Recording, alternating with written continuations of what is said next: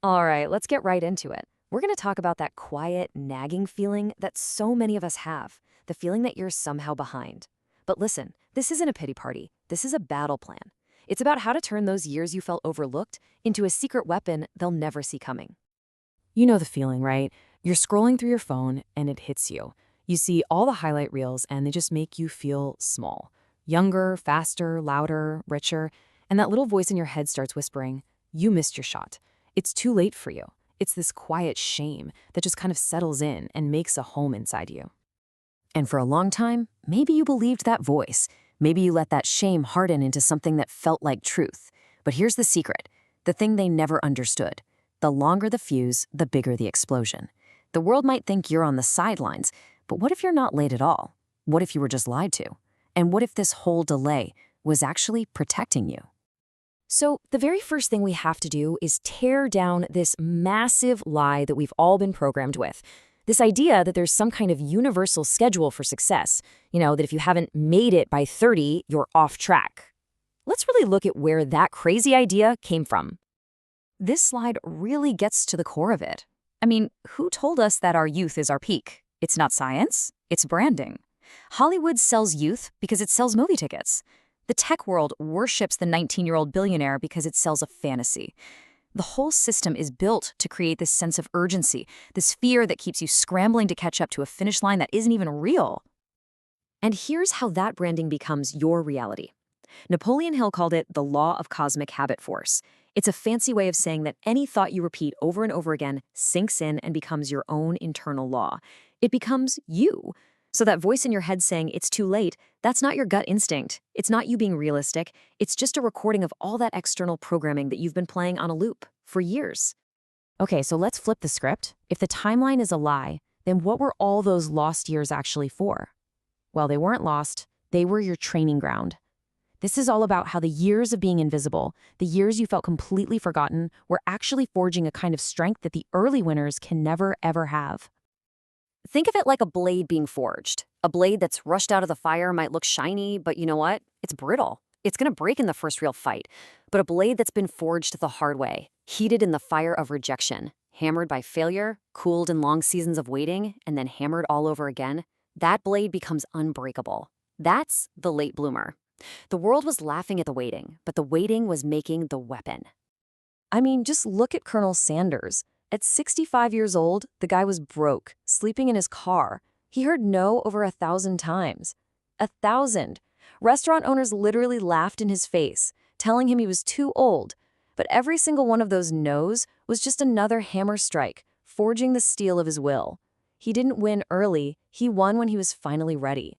Or how about Vera Wang? She wasn't some kid prodigy. She was a figure skater who failed to make the Olympic team. She was a journalist. For decades, she was basically invisible to the fashion world that would one day worship her. Her vision didn't come from some flash of youthful genius. It was built from patience, from decades of quiet observation. It was forged in 39 years of silence. Okay, so what exactly are these weapons you're forging in the dark? Well, starting late gives you 3 really distinct, almost unfair advantages that early success, which is often built on hype and applause, just can't compete with. First up is pattern recognition. While everyone else is reacting to a single event, you see the entire cycle because you've lived through it before. Your past scars give you vision. Second, you have calloused resilience. You know what I'm talking about. Rejection doesn't shatter you anymore. You've learned it's just information. Disappointment is now a building block. And finally, my favorite, ego-free clarity. You're done trying to look successful, you're just focused on being successful. Purpose has replaced performance. Now this is so important. The outside world doesn't matter one bit if the war inside your own head is already lost.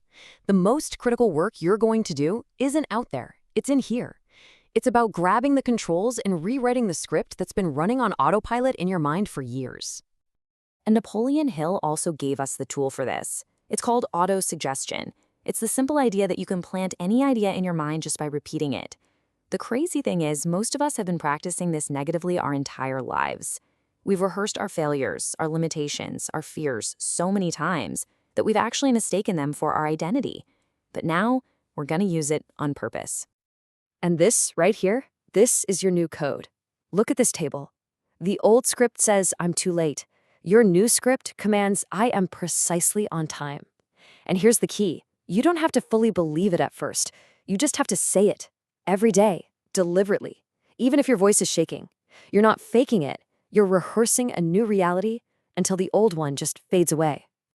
All right, now for a crucial warning. You can do all this internal work, you can repeat the new script, but if you go right back into the same toxic environment every single day, you will sink. And it's not because you're weak, it's because environment always beats willpower. And a toxic environment rarely looks toxic.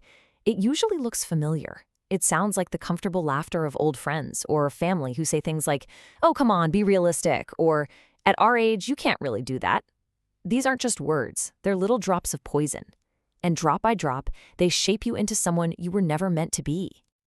So you have to become a gatekeeper, not of your time, but of your energy. And this isn't about being cruel, it's about survival. You have to start saying no to conversations that make you feel small. You have to walk away from people who only want to talk about who you used to be. You have to stop letting other people's regrets become your future. You don't owe anyone an explanation for your growth. You just owe it to yourself to protect it. And this brings us to what might be the most powerful phase of this whole transformation, embracing the silence. And it might mean you actually have to disappear for a while. This is not running away. It's not admitting defeat. It's a profound strategy. I'm dead serious. Let them forget about you. Let go of the need to be seen for a season.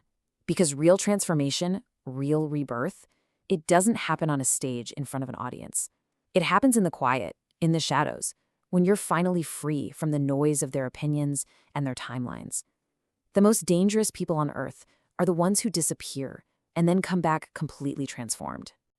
And this is why this is bigger than just you. Our culture is obsessed with speed.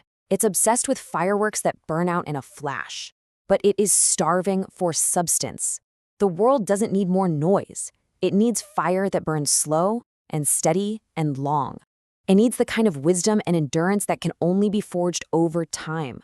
You're not trying to catch up. You're here to set a whole new standard. So this is your mission. This is the new mantra. If nobody sees you right now, good. You're not being left behind. You are being rebuilt. The person you used to be simply cannot take you where you're going next. So let them go. Rebuild in silence. And then one day, when they're not looking, return so completely transformed that they don't even recognize you.